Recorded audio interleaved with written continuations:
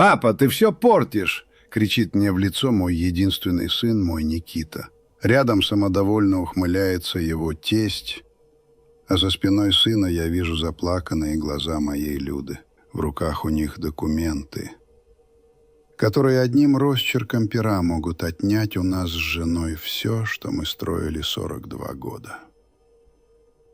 Но чтобы вы поняли весь ужас происходящего, весь липкий холод, что сковал мое сердце в тот миг, я должен рассказать все по порядку. Меня зовут Евгений Петрович. 62 года отмерил мне Господь, и большую часть из них я прожил честно, с мозолями на руках и чистой совестью. Всю молодость, всю зрелость я отдал стройке, клал кирпич, мешал бетон, возводил стены, в которых теперь живут другие люди. А когда спина начала напоминать о себе все чаще, когда каждый поднятый мешок цемента отзывался тупой болью в пояснице, я пересел за баранку. Купил в кредит простенькую «Ладу Весту», зарегистрировался в такси, и вот уже несколько лет кручу руль по нашему небольшому городку под Краснодаром. Вся моя жизнь, весь ее смысл — это моя жена, моя Людочка и наш дом. Мы с ней вместе 42 года. Со студенческой скамьи, когда в кармане ветер гулял, а в сердце весна. Наш дом — это не просто коробка из кирпича и бетона. Это почти 30 лет нашей жизни. Я помню, как мы заливали фундамент, как я сам после основной работы до темноты клал стены. Каждый гвоздь, вбитый в этом доме, прошел через мои руки. Каждая копейка на материалы была сэкономлена Людой. Она и шила на заказ, и белье чужое стирала, и в ночную смену на почте подрабатывала, лишь бы наша мечта стала явью. Этот дом — памятник нашему труду, нашей любви, нашему упрямству. И был у нас сын, Никита, единственный. Всю душу мы в него вложили. Все лучшее старались дать. Вырос парень видный, толковый, но что-то в нем всегда было, какая-то тяга к легкой жизни. А года 3 назад он женился на Арине, дочке местного предпринимателя Игоря Семеновича. Семья эта всегда мне не нравилась. Деньги у них появились быстро, почти из воздуха, а в глазах холодный блеск и расчет. Но вернусь к тому дню. 21 декабря. Предновогодняя суета в городе потихоньку спадала. Заказов было мало. Я сидел в машине у вокзала, смотрел на вяло текущую жизнь и думал только об одном: как бы поскорее вернуться домой к Люде. У меня есть такая привычка, с молодости еще, никогда не предупреждать о своем возвращении. Люблю видеть, как ее глаза вспыхивают от неожиданности, как она, бросив все дела, бежит ко мне, обнимает, так, будто мы не виделись вечность. 42 года вместе. А все как дети, честное слово. Все, Женя, на сегодня хватит. Высунулся из соседней машины Ромка. Такой же таксист, как и я. 4 ведь еще нет. Да норму свою сделал, Ром, ответил я, пряча телефон в карман рубашки. Хочу старуху свою удивить, порадовать. Ромка рассмеялся, хлопнул меня по плечу через открытое окно. Вот это любовь! Столько лет вместе, а все с сюрпризами. Давай, Петрович, с наступающим. Я вырулил со стоянки и не спеша покатил по знакомым улицам. Думал о том, как мы с Людой будем наряжать нашу маленькую искусственную елочку, как достанем с антресолей коробку со старыми еще советскими игрушками. В груди было тепло и спокойно. Но когда я свернул на нашу улицу, это спокойствие как ветром сдуло. Прямо перед нашей калиткой стоял черный блестящий «Мерседес» из тех, что я только в кино видел. А рядом — кроссовер Никиты. Сына мы ждали не раньше 31-го. Сердце неприятно ёкнуло. Что-то было не так. Я проехал чуть дальше и припарковался за углом, чтобы меня не было видно. Пошел к дому пешком, стараясь ступать как можно тише. За забором слышались голоса, смех, звон бокалов, чужие, громкие голоса в моем тихом доме. И тут я увидел ее. Моя Люда сидела на старенькой скамейке у крыльца, которую я сколотил лет 20 назад. Сидела одна, сутулившись, обхватив себя руками. Ее плечи мелко-мелко дрожали. Она плакала. Кровь ударила мне в голову. Я подкрался к ней, присел на корточки, заглянув в лицо. «Людочка, родная, что случилось?» — прошептал я, и мой голос, кажется, дрогнул. Она вздрогнула, подняла на меня полные слез испуганные глаза. «Женя!» — выдохнула она, торопливо вытирая щеки. «А ты? Ты чего так рано? Что происходит? Почему ты плачешь?» Я взял ее руки в свои. Они были ледяными, несмотря на теплый декабрьский день. Люда испуганно посмотрела на приоткрытую дверь дома, откуда доносились веселые возгласы. «Да так, ничего», — начала была она, но тут из дома раздался нетерпеливый голос нашего сына. «Мам, ну хватит уже!» «Это всего лишь подпись!» — крикнул Никита. В его голосе звучали те самые нотки раздражения, которые появлялись, когда что-то шло не по его плану. Игорь Семенович с Ариной специально приехали, чтобы с бумагами помочь. Бумаги. Подпись. Ледяная змейка поползла по моей спине. «О каких бумагах он говорит?» — спросил я Люду, понизив голос до шепота. Жена сжала мои руки с такой силой, что побелели костяшки. В ее глазах плескался животный страх, которого я не видел никогда за все наши годы. «Они приехали часа 2 назад», — зашептала она срывающимся голосом. «Шампанское привезли. Стали поздравлять с наступающим. Я думала, просто в гости заехали, а потом...» Она запнулась, когда шаги в доме стали громче. Я быстро встал и отступил в тень, за колонну, подпирающую навес крыльца. Дверь распахнулась, и на пороге появился Никита. В свои 35 он был очень похож на меня в молодости. Только во взгляде появилось что-то чужое, хищное. Это началось после его женитьбы. «Мам, ну прекращай ломаться», — сказал он, не замечая меня. «Просто подпиши доверенности дарственные, и все будут спокойны. Дом будет в безопасности с нами, а не с вами. Вы же уже старенькие». Эти слова ударили меня как обухом по голове. Доверенность, дарственная, наш дом. «Какую еще доверенность, Никита?» — спросил я, выходя из своего укрытия. Сын подскочил на месте, лицо его в один миг стало белым, как полотно.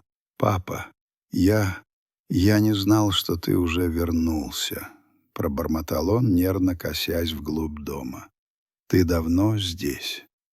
«Достаточно давно», — ответил я, чувствуя, как внутри закипает холодная ярость.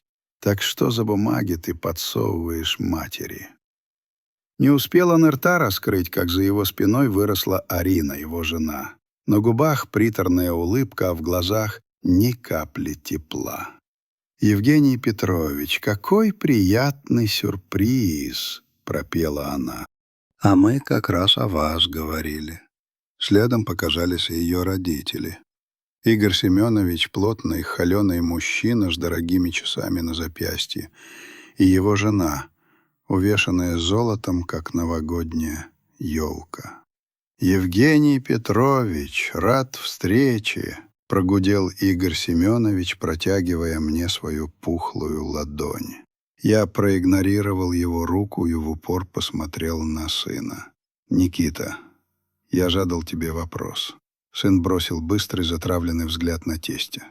«Пап, да ничего особенного, мы просто хотели обезопасить будущее семьи». Попытался он говорить рассудительно. «У тебя работа нервная, возраст уже. Мы боимся, что вы можете потерять дом, если с тобой что-то случится. А если он будет на нас оформлен?» «Этот дом», — перебил я, чувствуя, что мне не хватает воздуха. «Дом, который я построил каждым своим кирпичиком, который мы с твоей матерью оплатили 40 годами своего пота и слез?» «Евгений Петрович, вы неправильно все поняли», — вмешался Игорь Семенович с такой снисходительной интонацией, что у меня заходили желваки. «Мы лишь хотим защитить ваше достояние. У нас есть связи, юристы, которые все сделают по закону». «Мой дом и так по закону оформлен», — отрезал я. «Все документы, все свидетельства у меня в порядке, и я не нуждаюсь в защите».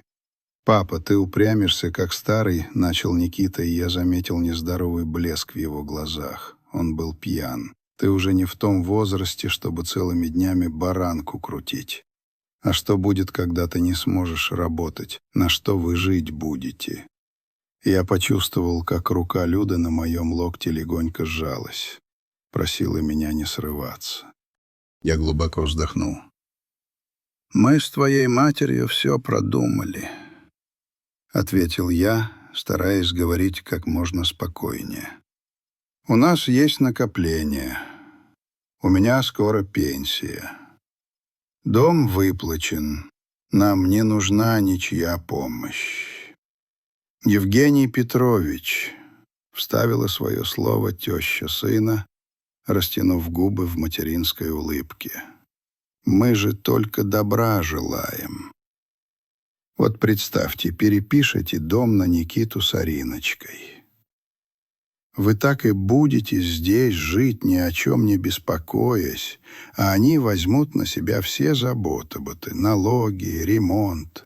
Людмила Федоровна, вы же все прекрасно понимали 5 минут назад», — добавила Арина, глядя на мою жену. «Зачем сейчас сомневаться?» Люда опустила глаза, и в этот момент что-то внутри меня оборвалось. Они давили на нее, пользовались моим отсутствием, ее мягкостью. Никто ничего подписывать не будет, — отчеканил я, становясь между ними и моей женой. «И я попрошу вас всех немедленно покинуть мой дом». Улыбка сползла с лица Игоря Семеновича. «Вы совершаете большую ошибку, Евгений Петрович», — процедил он. «Наше предложение в силе. Если хотите помочь, — ответил я, глядя ему прямо в глаза, — начните с того, что будете уважать наши решения и нашу собственность». Никита шагнул ко мне, его лицо побагровело от злости и выпитого. «Папа, ты все рушишь.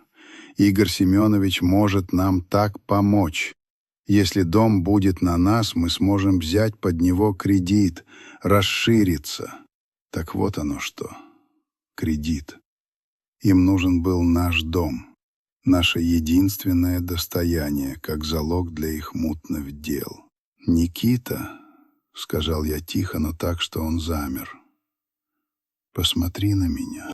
Этот дом не продается, не дарится и не передается никому, кроме нас с матерью. А теперь будь добр, ты и твои гости уходите». Повисла тяжелая тишина. Затем Игорь Семенович хмыкнул. «Пойдемте, семья. Похоже, Евгению Петровичу нужно время подумать. Поговорим в другой раз, когда он будет более сговорчив». Они зашли в дом забрать свои вещи. Я повернулся к Люде. «Сильно давили. Ты ничего не подписала?» Она покачала головой. «Нет, Но они так настаивали. Говорили, что это для нашей же безопасности, если с тобой что-то случится. Прости меня, Женя. Я на миг им почти поверила. Ее голос сорвался. Я крепко обнял ее, чувствуя, как дрожит ее хрупкое тело. И в ту секунду я поклялся себе, что больше никто и никогда не заставит ее плакать.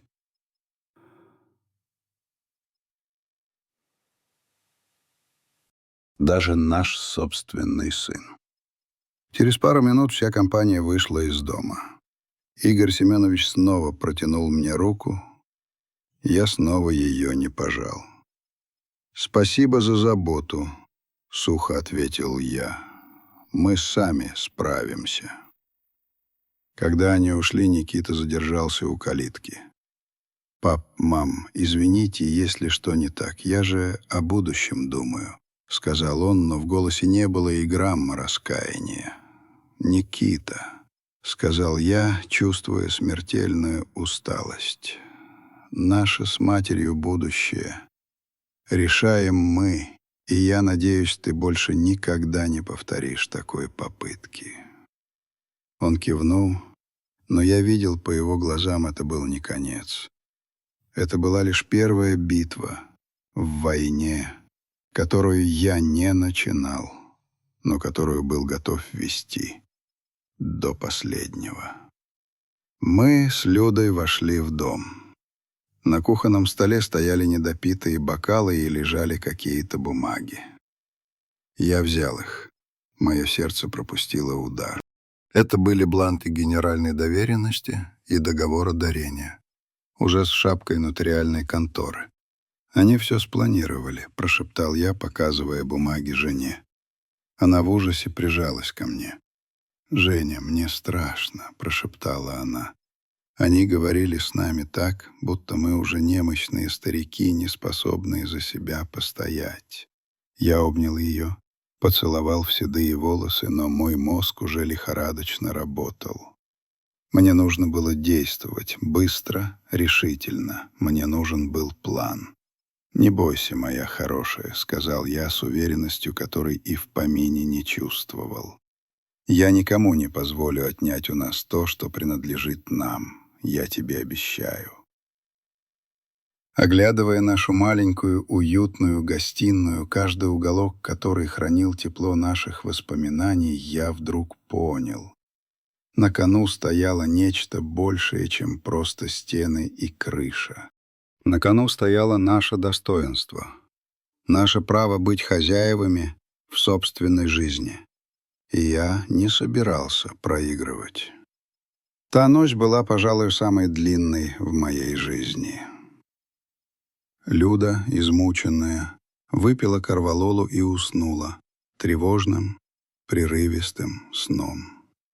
А я сидел на кухне, вглядываясь в декабрьскую темень за окном. В голове, как заезженная пластинка, крутились слова Никиты. «Вы же уже старенькие. Старенькие». Он сказал это так просто, так обыденно, будто констатировал факт, не требующий доказательств. Словно мы с Людой не живые люди, а старая мебель, которую пора списать, освободив место для новой. Яд обиды смешивался с ледяным страхом. Я вспоминал его маленьким. Вот он, 5-летний, сидит у меня на плечах, и мы идем смотреть салют на День города.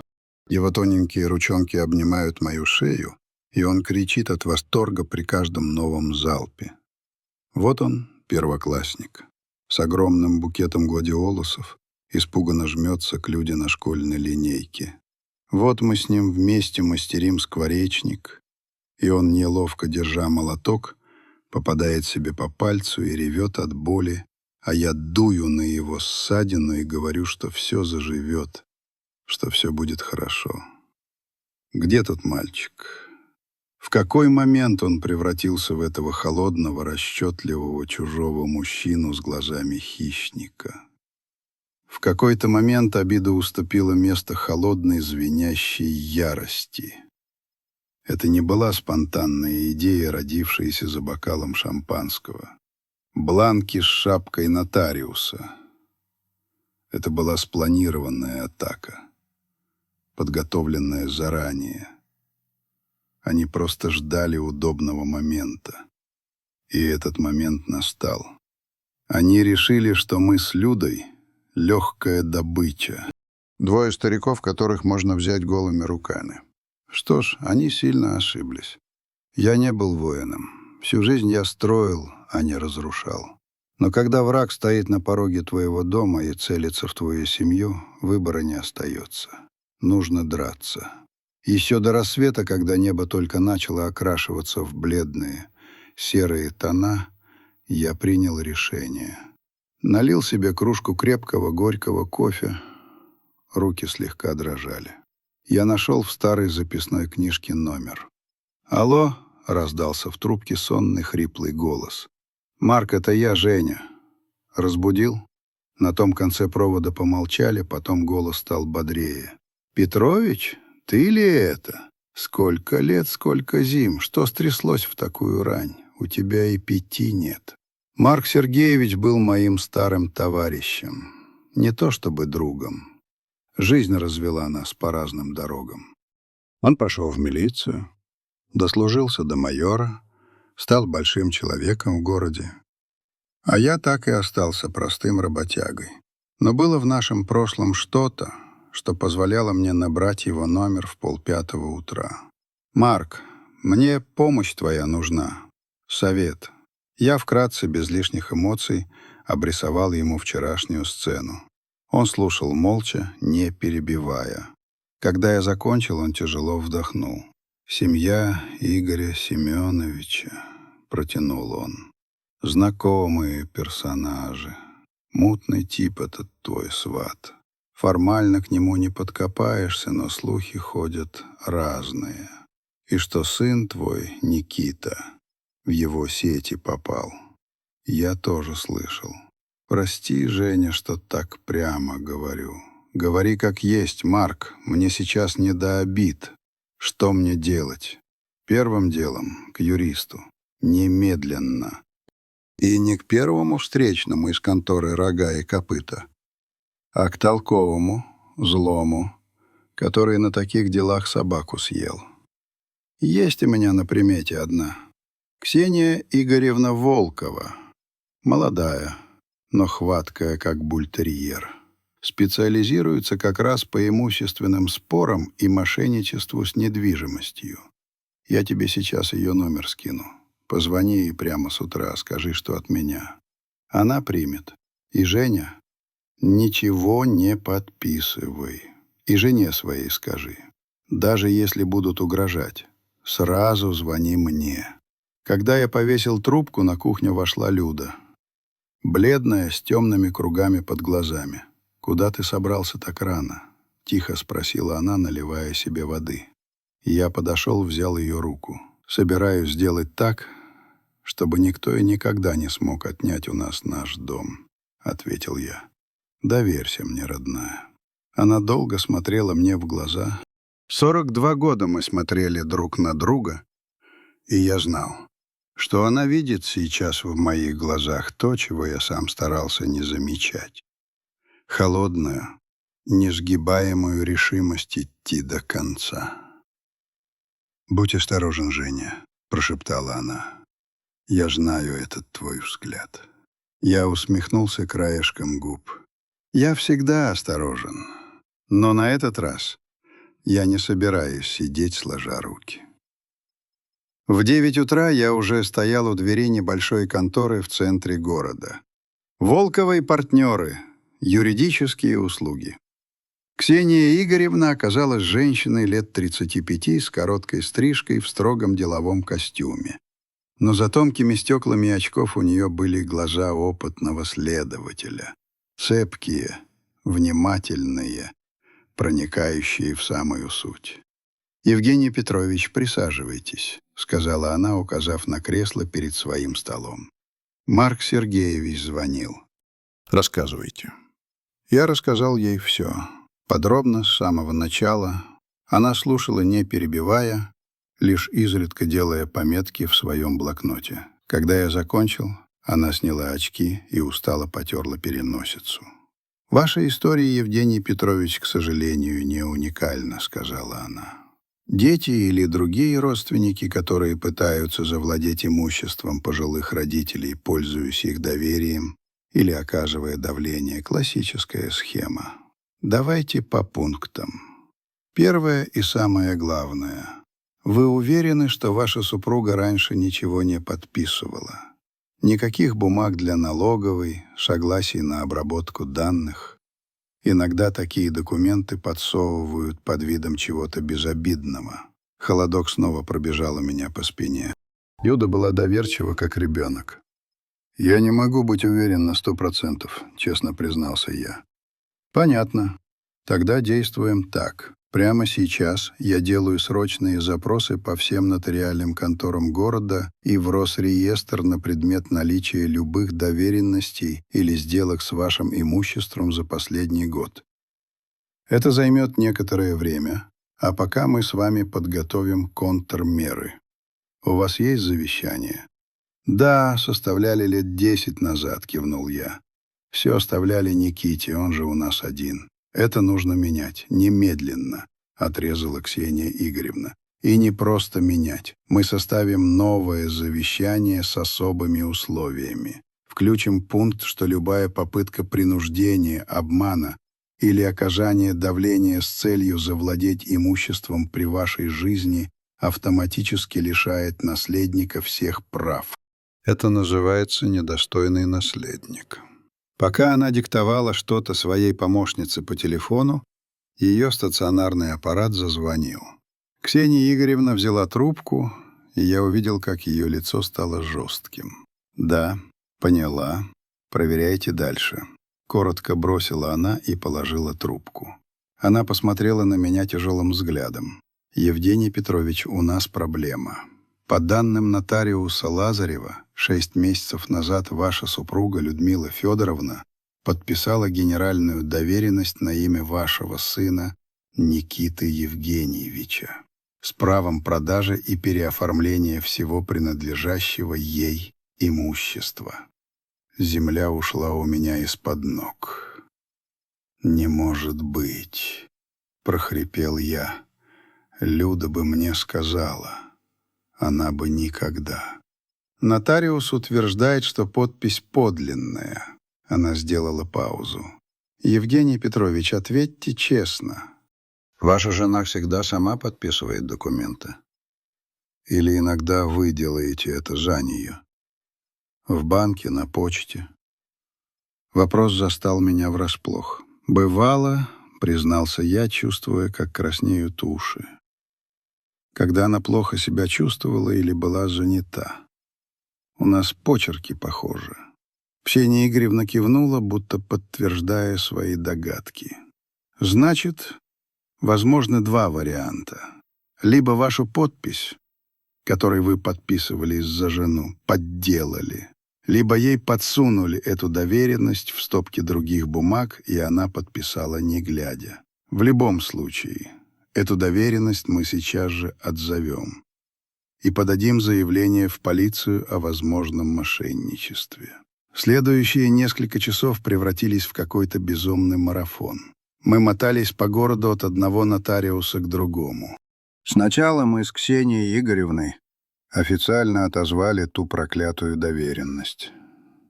Потом мы оформили новое завещание.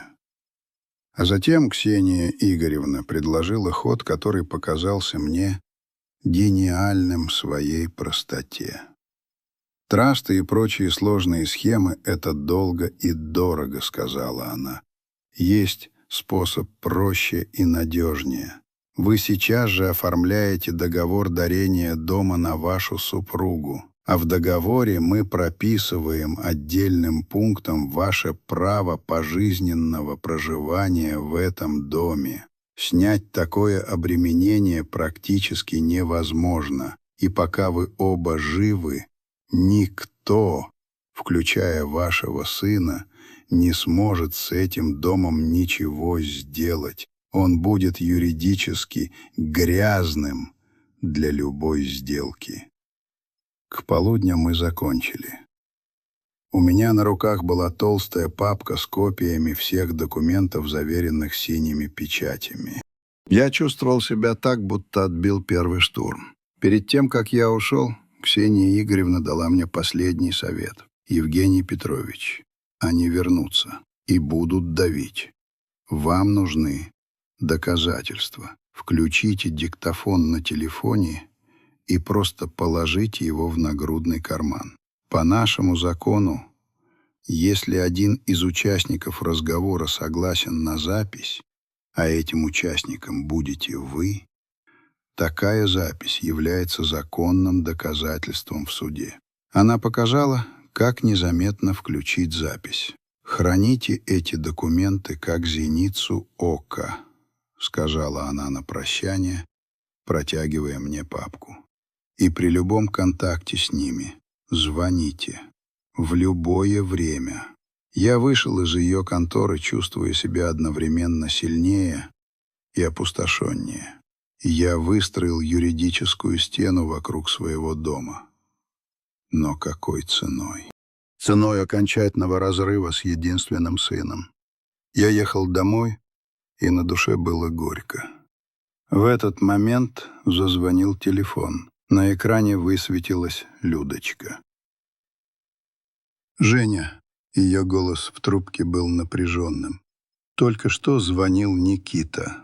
Сказал, что едет сюда, с Игорем Семеновичем. У них якобы есть для нас важное предложение». «Дверь не открывай», — скомандовал я. «Скажи, что у нас слесарь замок чинит. Я буду через 10 минут. Я уже сказала, что у нас сосед дядя Ваня с проводкой возится», — ответила она. Я усмехнулся. Моя тихая Люда была не так проста. Дядя Ваня был нашим соседом, здоровенным мужиком, которого побаивалась вся улица. Отличный ход. Умница моя. Я лечу. Я вдавил педаль газа в пол. Когда я подлетел к дому, их машины уже стояли у ворот. Я припарковался позади, перекрыв им выезд. Прежде чем выйти из машины, я вспомнил совет Ксении. Дрожащими пальцами я нашел на телефоне диктофон и нажал на красную кнопку записи. Телефон отправился в нагрудный карман рубашки. Война переходила в новую фазу. Я вошел в дом, и Люда тут же бросилась ко мне. Ее руки были ледяными, а в глазах стоял страх. «Они там, у ворот», — прошептала она. Я не открыла. Сказала, как ты велел, про соседа.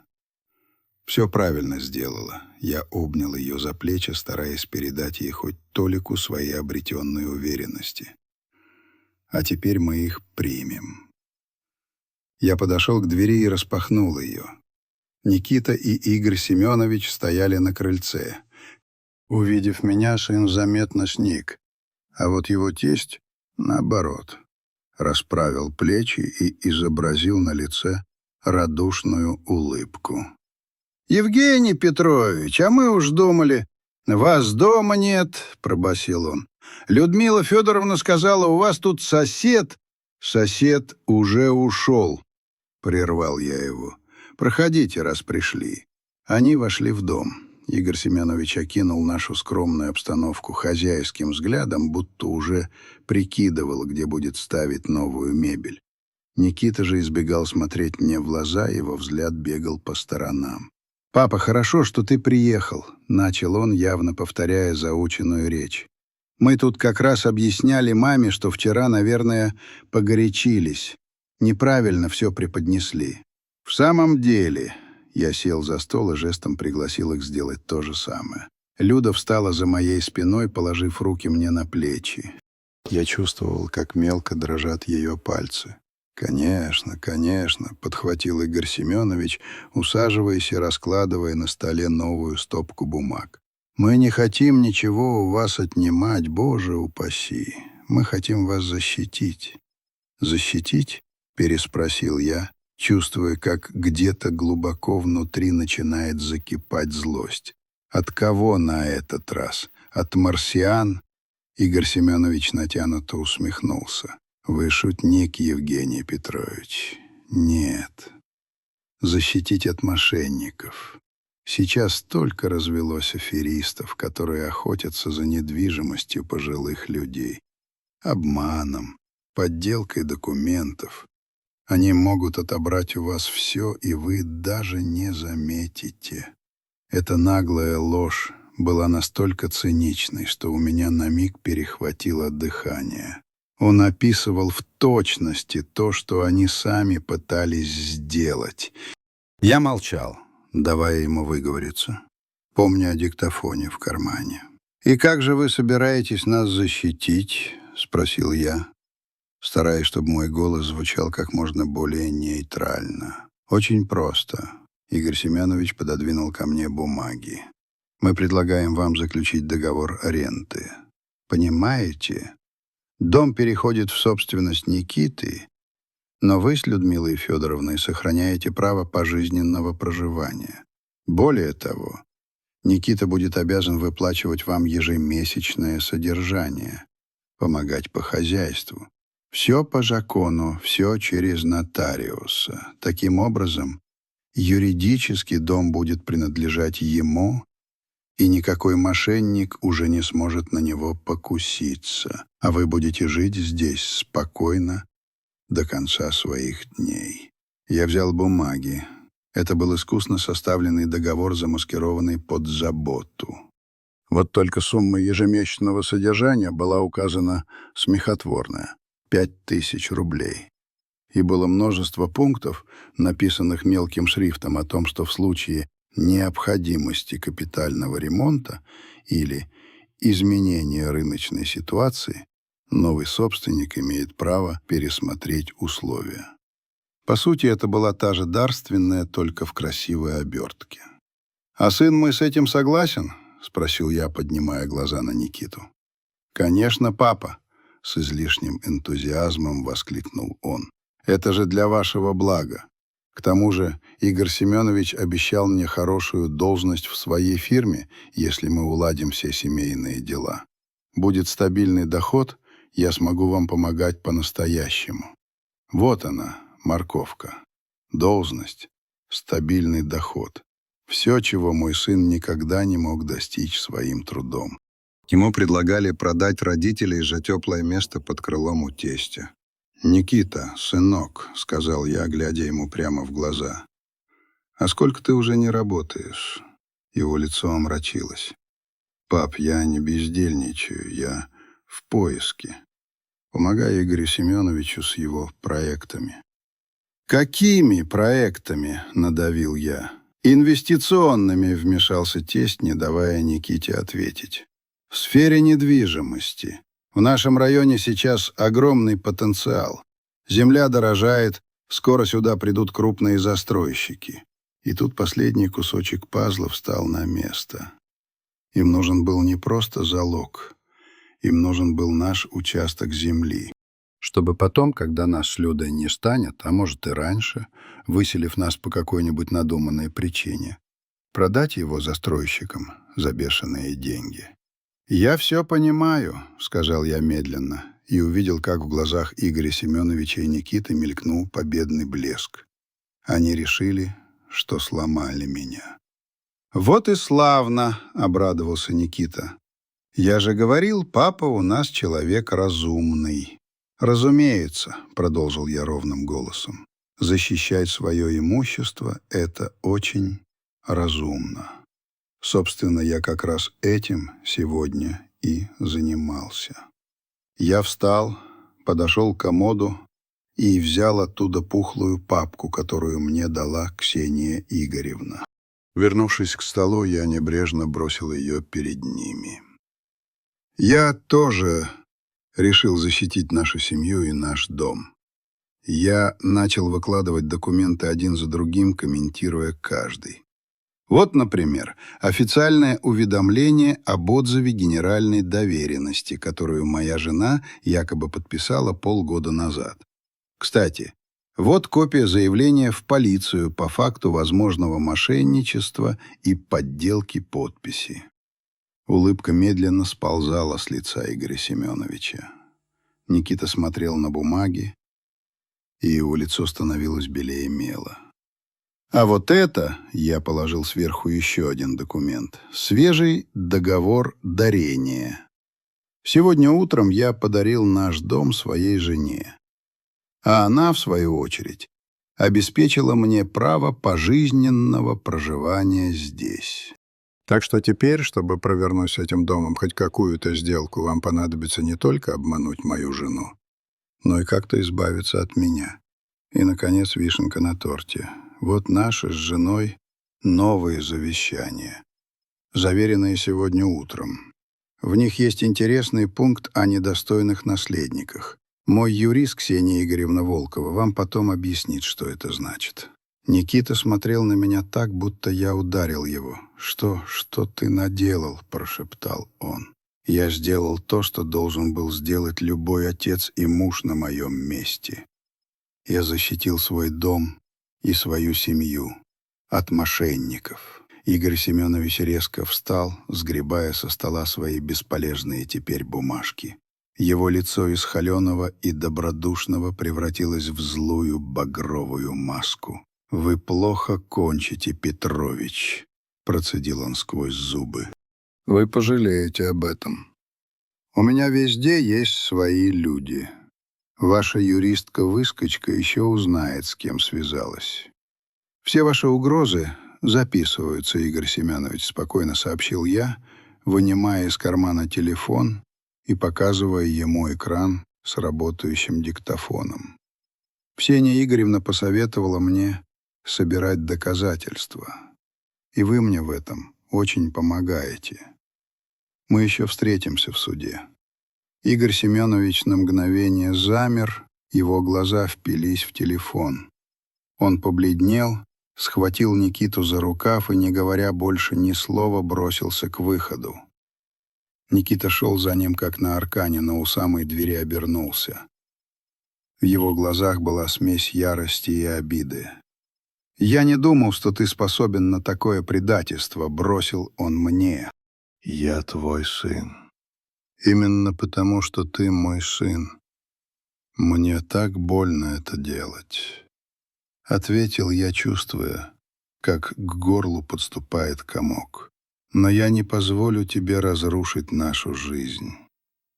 Ни твою, ни нашу с матерью». Когда за ними захлопнулась дверь, и я услышал визг шин удаляющейся машины, Люда подошла и крепко обняла меня. «Женя, я так боялась», — прошептала она мне в плечо. «Теперь все будет хорошо, родная», — сказал я, гладя ее по волосам. «Теперь мы в безопасности». Но, глядя в окно на пустую улицу, я понимал, что это не так. Такие люди, как Игорь Семенович, не отступают. Они лишь затаиваются, чтобы нанести следующий удар, еще более подлый и жестокий. Эта победа была лишь передышкой перед новой атакой. И я должен был быть к ней готов. В тот же вечер я позвонил своему старому знакомому дяде Коле, который всю жизнь проработал слесарем и мог открыть любой замок. «Коля, привет, это Женя. Мне нужно срочно поменять все замки в доме. Сегодня». «Петрович?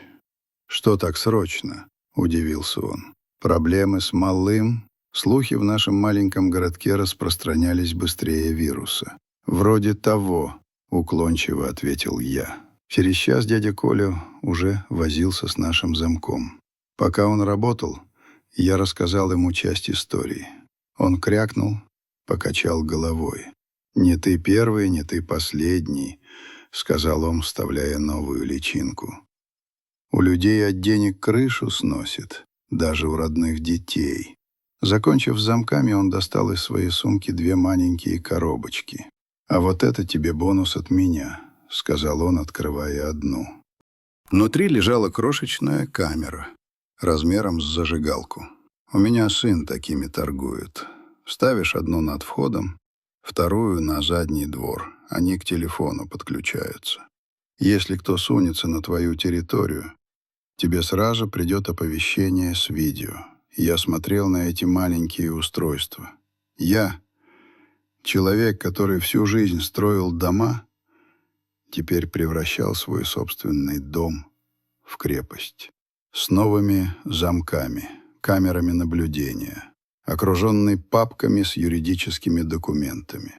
Крепость, которую я должен был оборонять от собственного сына. Горькая ирония. Но я знал, что эти камеры не паранойя. Это была необходимость.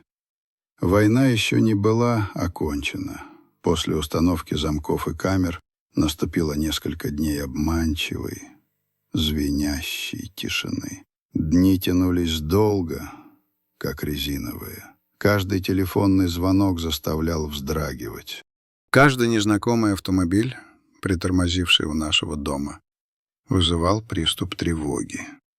Мы с Людой почти не разговаривали о случившемся, но это молчание было тяжелее любых слов. Мы оба понимали, что враг не отступил, он просто затаился в засаде, выжидая удобного момента для нового удара. Никита не звонил. Эта тишина от собственного сына была оглушительной. Я снова начал выходить на работу. Деньги были нужны.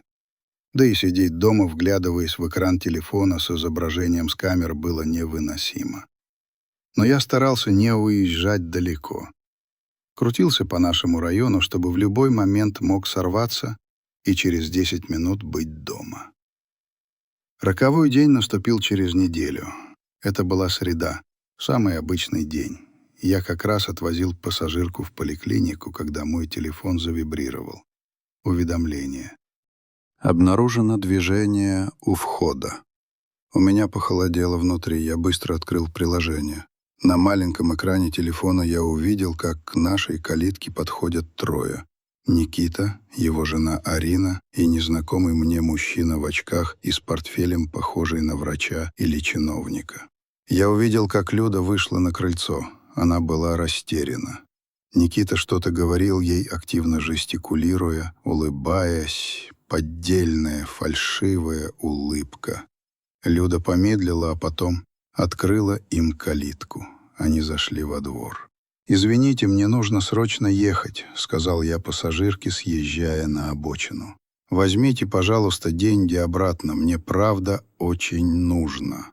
Не дожидаясь ответа, я развернул машину через сплошную и вдавил педаль газа в пол.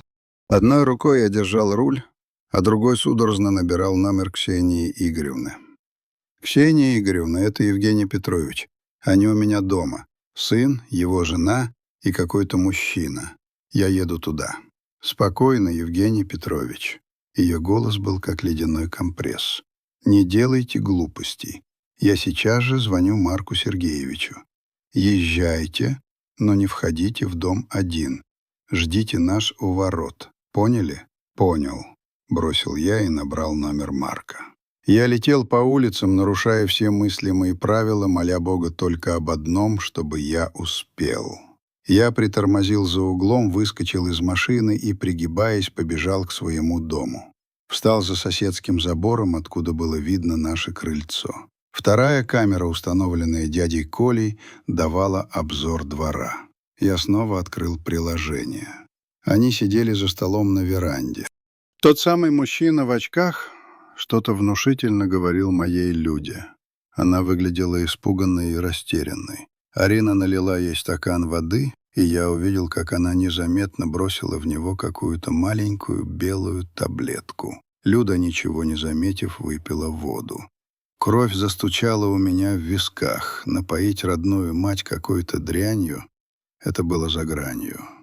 В этот момент к моему дому подкатила сначала машина Ксении Игоревны, а следом полицейский УАЗик, из которого вышли Марк и двое молодых сержантов. «Они дали ей что-то выпить», — прохрипел я, показывая Марку запись на телефоне. Лицо майора окаменело.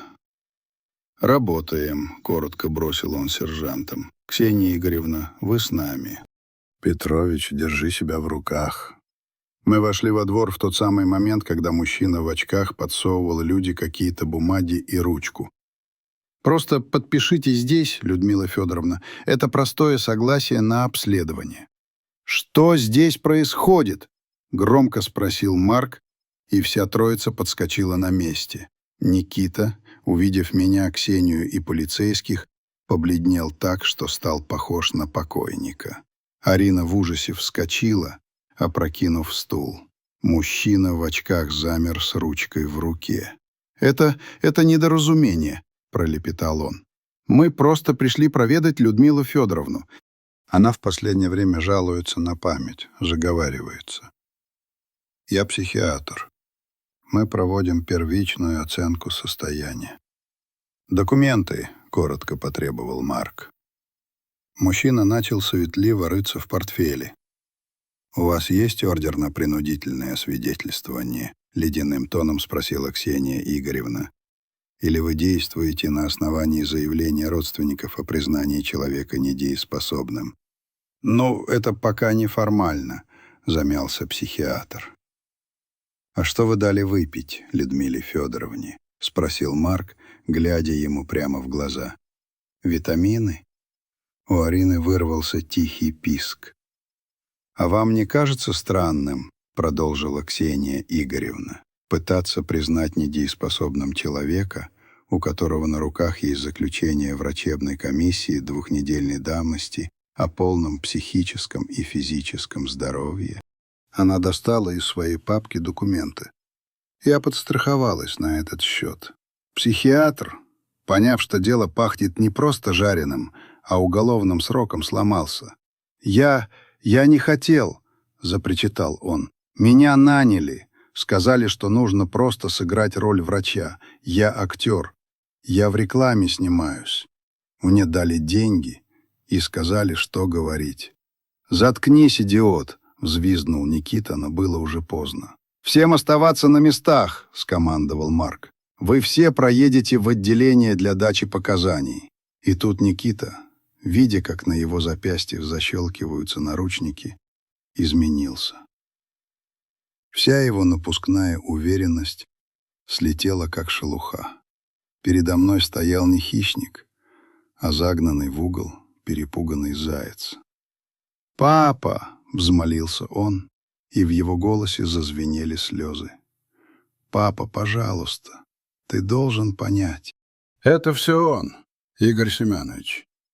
Он втянул меня в долги, огромные долги. Он сказал, что если я не достану дом, он меня уничтожит, разорит, посадит. У него везде связи, папа. Я был в отчаянии. Я смотрел на него, и во мне боролись два чувства. Жгучая ненависть за унижение матери, за эту подлость с таблеткой, и острая, режущая жалость к этому слабому, запутавшемуся человеку, который был моим сыном. «И твое отчаяние привело тебя к тому, чтобы отравить мать и объявить ее сумасшедшей?» — спросил я тихо. «Я не думал, что дойдет до такого», — рыдал он. Он давил, каждый день давил. Говорил, что это единственный выход. Пока его уводили, я смотрел ему вслед. Никогда не думал, что увижу такое. Своего сына в наручниках. Ксения и Марк остались со мной. Приехавший по вызову Марка настоящий врач осмотрел Люду. К счастью, ей дали обычное, сильное успокоительное, и ее жизнь была вне опасности. «Евгений Петрович», — сказала Ксения, когда мы остались одни на кухне, «ситуация для вашего сына и его семейки стала очень серьезной. Это уже неимущественный спор. Это целый букет уголовных статей. «Что теперь будет?» — спросил я, чувствуя себя выжатым, как лимон. «Во многом это зависит от вас», — ответила она. «Вы можете подать официальное заявление по всем эпизодам. И тогда для вашего сына, а особенно для его тестя как организатора, это почти гарантированный тюремный срок. Мысль о том, что мой Никита сядет в тюрьму, была невыносимой. А если мы не подадим заявление? Это ваше право. Но боюсь, что безнаказанность только развяжет им руки. Такие, как Игорь Семенович, не останавливаются. Всю ночь я просидел у кровати Люды, держа ее за руку. Она спала, а я думал. Думал о справедливости, о прощении, о сыне. Утром мы с Людой приняли решение, самое трудное в нашей жизни. Мы поехали в отделение полиции. «Мы решили, как поступить», — сказал я Марку и Ксении. «Мы не хотим, чтобы наш сын сел в тюрьму». Они переглянулись.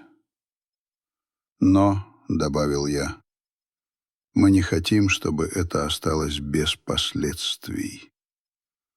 «Что вы предлагаете?» — спросил Марк.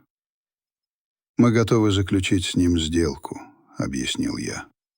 «Он должен полностью порвать с семьей тестя, развестись с Ариной, найти честную работу и жить самостоятельно.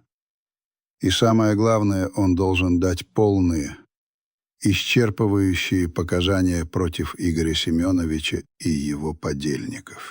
Рассказать все. А против них мы требуем возбудить дело по всей строгости закона», — твердо сказала Люда. И я впервые за эти дни увидел в ее глазах прежний огонь. «Они сломали нашего сына. Они настоящие преступники». Без показаний Никиты привлечь Игоря Семеновича как организатора будет сложно, заметила Ксения. Но с его тестимони это вполне реально. Через час я сидел напротив Никиты в комнате для допросов. Он был бледный, осунувшийся. «Папа, я...» «Слушай меня внимательно, Никита», — прервал я его. «Мы с матерью даем тебе один шанс. Последний». Я изложил ему наши условия. Он слушал, и в его глазах сменяли друг друга удивление, страх и, наконец, огромное, всепоглощающее облегчение. «Я не сяду в тюрьму, не сядешь, если выполнишь все, что мы сказали», — ответил я. «И пойми, Никита, это твой единственный путь. Если ты снова нас предашь, второго шанса не будет». Слезы покатились по его небритым щекам. «Прости, папа. Я так виноват. Он обещал мне золотые горы, работу, деньги, уважение, все, чего я хотел, не прилагая усилий. В этом и есть корень твоей проблемы, сынок», — сказал я, чувствуя одновременно и горечь, и жалость. «Ты всегда искал легкий путь. Но то, что достается без труда, никогда не ценится». Он медленно кивнул, будто наконец-то понял эту простую истину. «Я все расскажу», — пообещал он. «Все, что знаю. Как он спланировал это с самого начала, как заставил подделать подпись матери, как давил на меня. Я встал, чтобы уйти.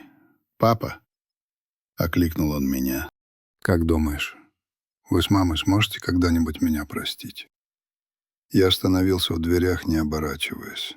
«Прощение, Никита, зарабатывают делами, а не словами», — ответил я. «Покажи, что ты изменился. А потом и поговорим о прощении». Следующие недели были похожи на затяжной шторм.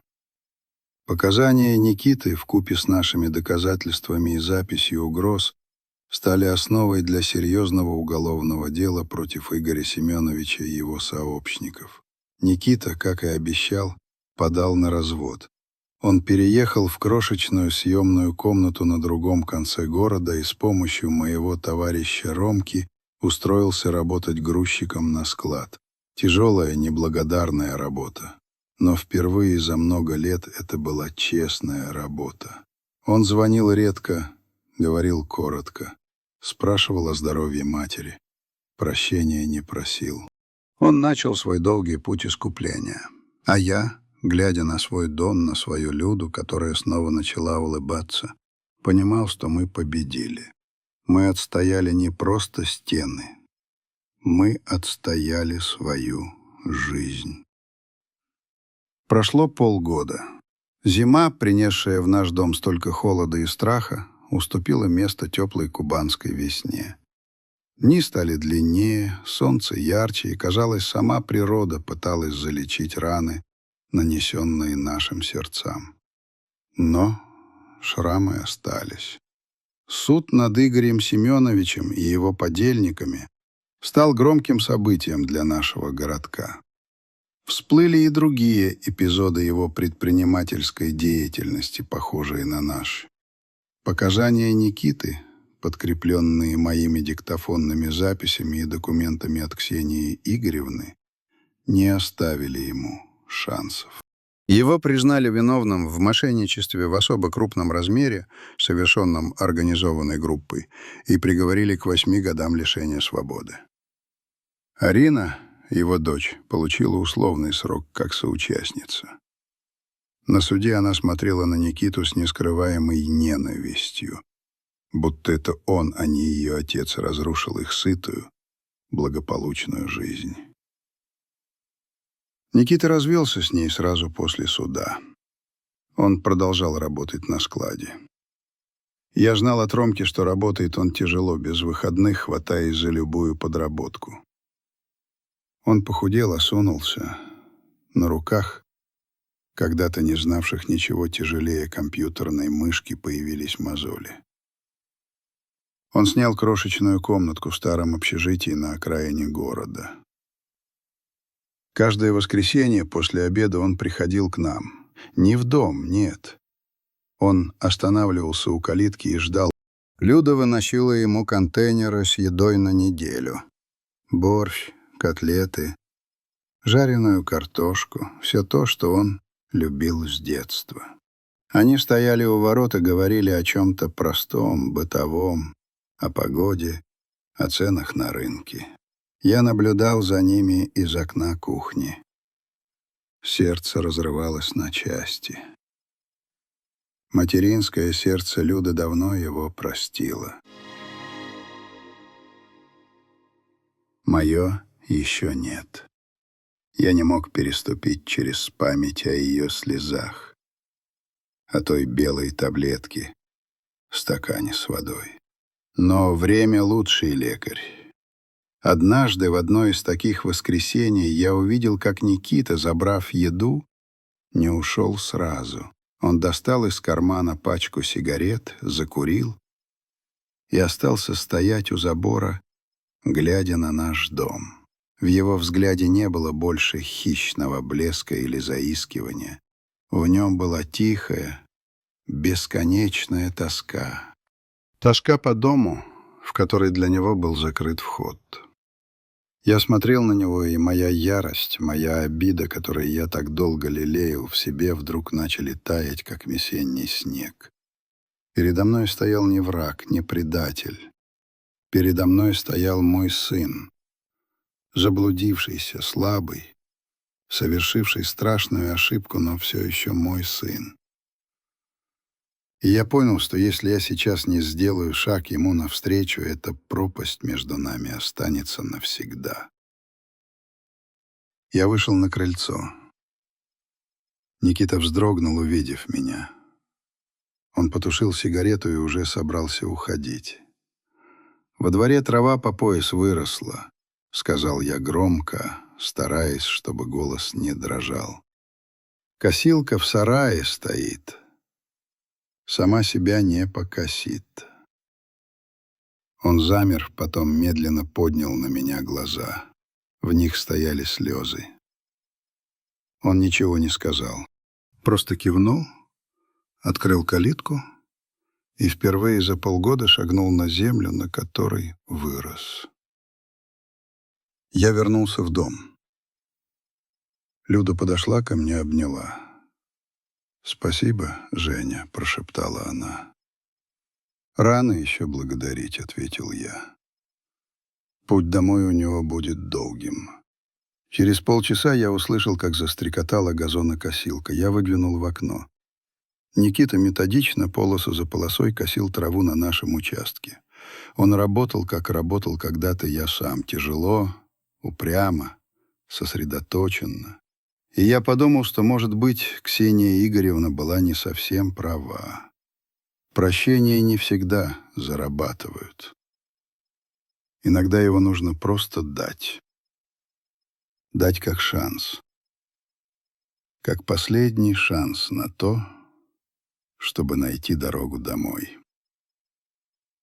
Та война закончилась, я отстоял свой дом, свою крепость.